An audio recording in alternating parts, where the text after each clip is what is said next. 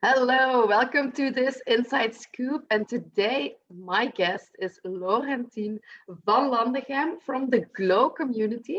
And I'm super proud because Laurentine is a fellow Belgian girl. So tell us a little bit about yourself, Laurentine. Who are you and what do you do in life? Hello, my name is Laurentine.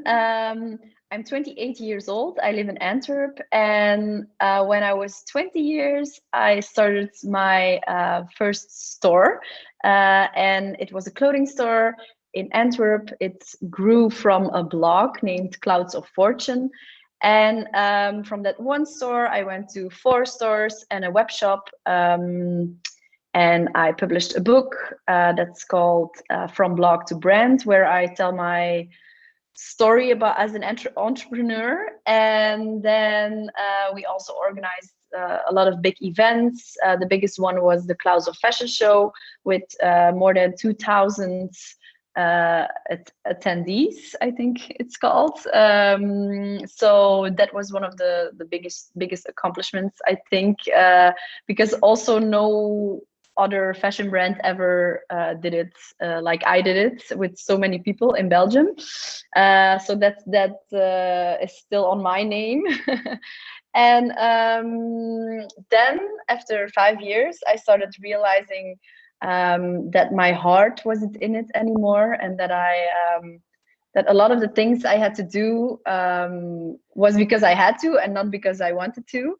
And I realized that it didn't make me happy anymore. So I went and looked for someone to buy the concepts, and I went to talk with a lot of big brand stores in Belgium. And then I found my partner in Zep Fashion, and they bought the brand, and we closed the stores. And then I went on a discovery to discover who I was next to Plaza Fashion, and I went and traveled and did a lot of things, and now I'm working on a new project, a new business that is called Glo Community. Yeah, I think that's a really, really cool experience that you've had there. And it's really lovely to see how, on such a young age, you've built up such an empire quite quick, actually. Um, can you tell us, can you share with us what was your biggest advantage in growing so fast? What quality of yourself made that happen for you, you think? I think my authenticity. I don't think anyone ever asked me that so specifically, but I think it was my authenticity that made the brand, and also because I think I'm an authentic person, I'm easier to connect with people, and I think Clouds of Fashion really was more than just a store or more than just clothes. It was an experience. It was a community.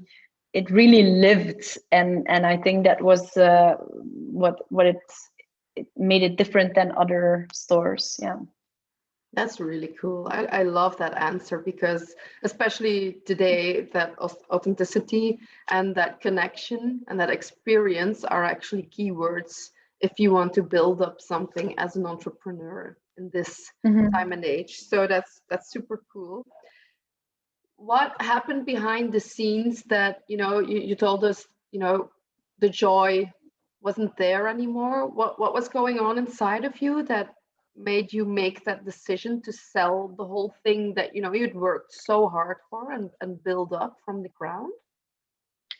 Um, I got more and more. I had this voice in my head saying like, "Oh, is this really what you want to do? Are you still happy? And I was always like, yeah, of course I'm happy. This is what I always wanted. This is more than I ever wanted.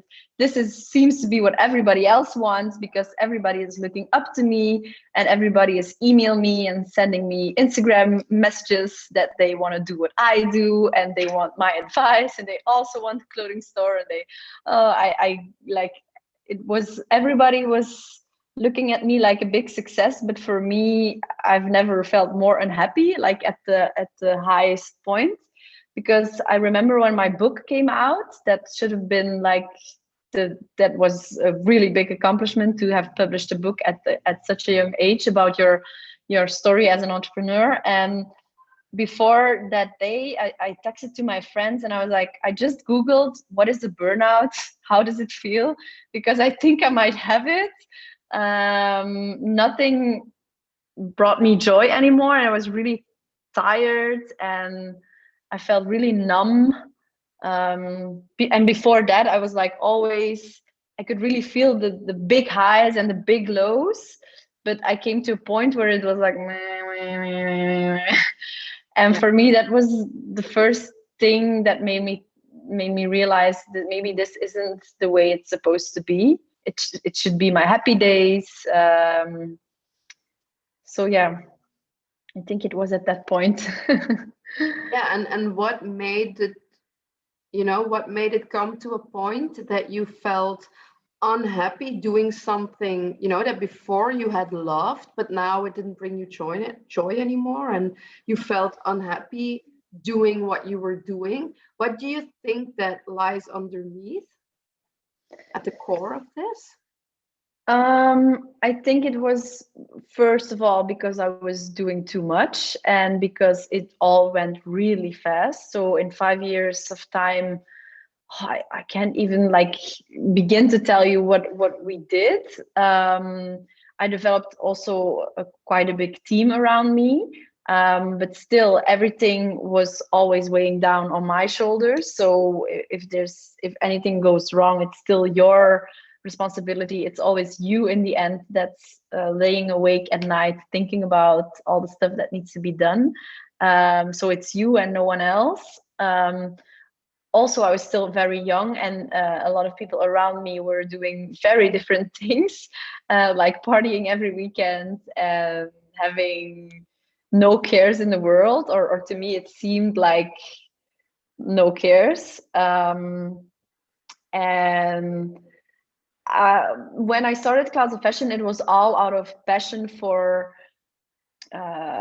fashion, or I thought I had a passion for fashion, but it was more a passion for bringing things into the world with my creativity. And at that point, I wasn't doing anything creative anymore. It was just administration, making sure everybody knows what they're doing. It really didn't bring me any joy anymore. So that's when I thought, and I think when you start something, when I start something now, I really think beforehand about all the things I will have to do to make that work. It's like I always compare it with a little girl that dreams of being a ballerina, and she sees herself on that big stage dancing with someone lifting her up, and she's in Paris, I don't know, and there's a lot of people watching her, and that is the success she dreams about. But what she doesn't know yet when she's a little girl is that she will have to move to another country, that she will have to leave her friends and her family alone, that she will probably live in a very small apartment, that she will have to eat a lot less because she has to be really skinny, she has to train all day, her feet will be swollen, and so yeah, for me it just wasn't worth all the suffering anymore. And when I had this idea of starting a clothing store, it was just because I loved clothes and loved being creative. But then at some point, I just got on a train, and the train like went everywhere, and I couldn't get a grip anymore. And and for me that was, yeah, I really felt, yeah, constantly drained, and that yeah, that wasn't what I wanted. No, I can imagine. And earlier on, you told me about, you started from the passion of, for fashion, but you also mentioned, all that creativity and that you loved, working out all those ideas that you had, and that at one point you felt like all else was taking over, and that you didn't have any connection with the creativity anymore. So I can imagine that, at some point we all get pulled away from our core, from the essence why we started doing what we love. But then it's so important to reconnect with that again. And I think, for you, you told me earlier on, when it doesn't serve me, I know I have to make a change. And I really love that. And that's interesting, because some people will make a change in their current business because, they feel underneath there's still that connection. But you felt like it's really time to move on. I've gone all in on this adventure, and now I'm just ready to reinvent myself and explore a new journey. And I think that's super brave and really cool. And what is it that is driving you now today? How do you organize your life to to really make it fit your desires for your lifestyle?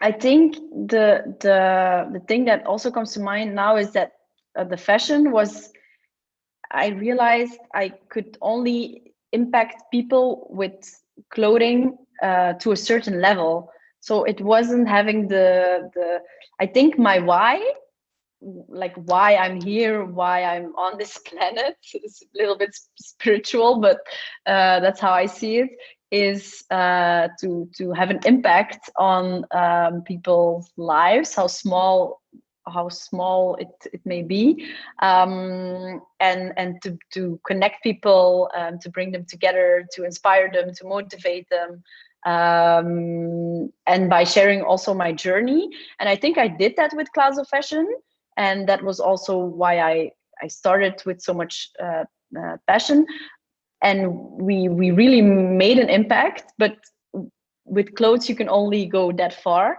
And so when I quit, I was like, okay, I will hopefully find something else to continue with this why.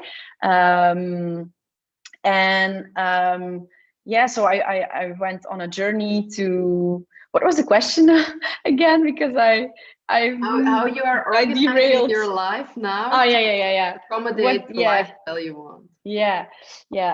So what I want to be now is happy. That's what I always like. If it was a happy day, it was a good day. And I just don't. Before, success to me was very tangible. Like you could it was measurable, you could see it. So it was a new store, a new collection on the web shop. It was more people working for me. It was better sales. It were these kinds of things that brought me happiness, or I thought they were bringing me happiness. And it's like, you always put it a little bit further, and then you have to go again after the next thing that will bring you happiness. But then you realize it doesn't work that way. And now I'm learning day by day for 2 years now to be here in the present moment, and to I really value my freedom. As I said before in our conversation, like, freedom is my highest power, and I can really appreciate the days that, like yesterday, I had a good meeting in the morning, and then I went for a massage because I really felt like having a massage. And then I just was like, I had some things to do still, like some emails, but I was like, nope, today I'm gonna paint my closet, because I have this closet in my kitchen and I wanted to make it pink. So I painted it pink, and at the end of the day I was looking at the closet and I was like, it's not even that pretty, but I'm so happy with the closet, because for me it represents my freedom and my ability to choose how I live my life, and how I just how I spend my day. Like and then I always think back of the time during Class of Fashion, how everything was so planned out for me, and I already knew, like, in a year I'm gonna publish a book, and then the other store is going to open, and then we also open again in the pop-up in Knokke, and then so it was all planned out for me, and I just love that I can now choose whatever I want to do. But it has been hard, because now I'm here at this place and I'm really content, but I have been, because I had a burnout, and I thought that selling my business would get rid of the burnout and that all the problems would vanish like magically. But I was really confronted with myself and with the fact that you take yourself everywhere you go, and it's not like it didn't disappear. So I really had to work on that hard, really hard. And I got really frustrated at times that it wasn't, that the progress of getting better wasn't going as fast as I thought it would have been, would have gone. And I really had to learn to rest enough and not go over my limits again. And I was really confronted with them. Like there used to be times when I was like, oh, I want to be the old Laurentine again. I want to be the Laurentine again that just does everything and goes after everything she wants.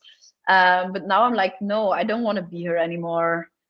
I'm who I am now, and that's much better, because now I know when to stop and take a moment. And but it has been a big search to find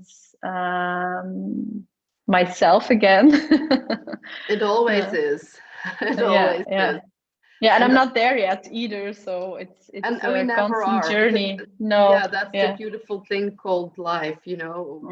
Yeah, when you've stopped learning, you're dead. That's just the only way. We'll keep learning and growing as long as we live. But I do think it's really interesting, because what I really often encounter with the people I work with as well is, being high sensitive. And you said that, like, you know, you called it spiritual, but we do like to think about the bigger picture of life and why we are here and what our role is and what we are meant to do. And like I think we're looking for some sort of life mission or whatever. You know, we are philosophers, and I think that's a really beautiful part of being high sensitive. But I do recognize that we do think in terms of goals often, like, you know, I have to achieve this to get or receive or experience that. And often when clients first start with me, I can see that they are completely burned out, because they've put that bar of happiness or success or achievement or being good enough. You know, they're often brilliant actors or singers or DJs or whatever, but they put that bar so far, and then when they finally get there, it's, you know, because they've not put that feeling inside themselves but outside themselves, the subconscious will not accept it as it is here. And when you achieve that goal, it will still not think, oh, now you've made it, now you're happy, now, you know, because you've put it outside of yourself. So it will create a new goal to work to. And, you know, that's actually the ego doing that. New goal, new goal, new goal. And we just want to keep working towards it, because we think that what we are searching for inside will be there. But the thing is, and that's the easy and the really cool part, it's already here. And when we connect with that frequency of, you know, I'm already good enough, I'm already happy, I'm already successful as I am, I'm already enough. And I think it's fun on the meanwhile to work towards that goal, but it doesn't change the way I feel, because I already am the superstar, who is amazing. Yeah. You can just absolutely That's what I stamp say to myself every day. When I do my affirmations in the morning, I tell myself I am the best version of myself. So that's I'm already there. Like, I have my dream life. I am the best version of me. So yeah, and it really works. It helps me a lot. because now you connect with the feeling as well. You're not just saying it, but you're tapping into the emotion behind of it as well, because you've really experienced what it is to not be connected with that feeling. So that's what I think is really cool. And that's so powerful, because when you would just state some affirmations, the conscious brain is only for 7% responsible for our reality, for the outcome, and the unconscious brain for 93%. And that's where the emotions are, the experience, and the belief system is integrated there, while our thoughts are the conscious brain. And when we just state those affirmations, that's not going to do enough. But now you are stating them with all these feelings, and it's connected and it's grounded and it's there. You can feel it because you've worked so hard on it, and you already know what it is. And that's what's making it instantly your reality. It's already there. So whatever you will be doing now will just, be flowing forth from this amazing place of it's already all good. How amazing is that? Yeah. That's a life changer for me. Yeah, definitely. And can you share with us, to close off, just what are the new plans for Glo Community? Yeah, I'm still working on how I can tell it to people in 3 sentences, but I want it to be an online platform for women, to inspire them, motivate them, and it's going to be all about consciousness, about self-improvement, about health in all kinds of the word of in all meanings of the words. I think I see it like that, and about connection. And it's going to be a platform with also a web shop and online courses, webinars, all the good stuff. That's amazing. I think you will be able to inspire plenty of people, especially since that authenticity and creativity are natural talents for you. I'm sure this will, grow out to be as big as a success as you did before, but then from a place of, I can do this, and I can still own my own space, which is a complete difference from what you've probably experienced before. I'm so happy you were here with us today to share your story, Laurentine. Is there this one final tip that you want to share with people who are watching?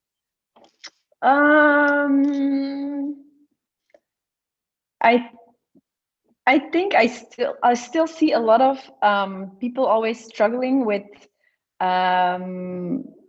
being their self. I think on my Instagram, that's the most heard compliment I get from followers, that you're like, oh, because of I see you just being you, I feel free to be me too. So I think that is something I really want to bring into this world, and that I cannot say it enough, that you should just be who you are, and show it. It doesn't have to be online, because I share a lot online, but I just mean just in general, if you feel like your friends are not bringing out the best in you, and you have to constantly be someone else, I think you should say goodbye to them, because I just feel like that's something a lot of people struggle with these days, that there are so many things they should be and that they have to be because of parents, because of what friends think or what people on social media think. But I think the biggest superpower we have as human beings is that we are all different, and we shouldn't be ashamed of who we are. And yeah. Love that. So And it's all about giving yourself permission to just be that person that you are. Just be happy with that, and you know what other people think. I have experienced that once you permit yourself to do that, the environment will change, even if it's the negative people changing their attitude towards you and you getting better relationships with them, or you attracting new people. It doesn't even matter because it all happens within you. And that's that's super powerful. Thank you so much for that beautiful last advice. Thank you for sharing your story with us, Laurentine, and I'm excited to see what you're going to do in the future, and keep us posted. Yes, I will. Thank you very much for interviewing me. Bye. Bye.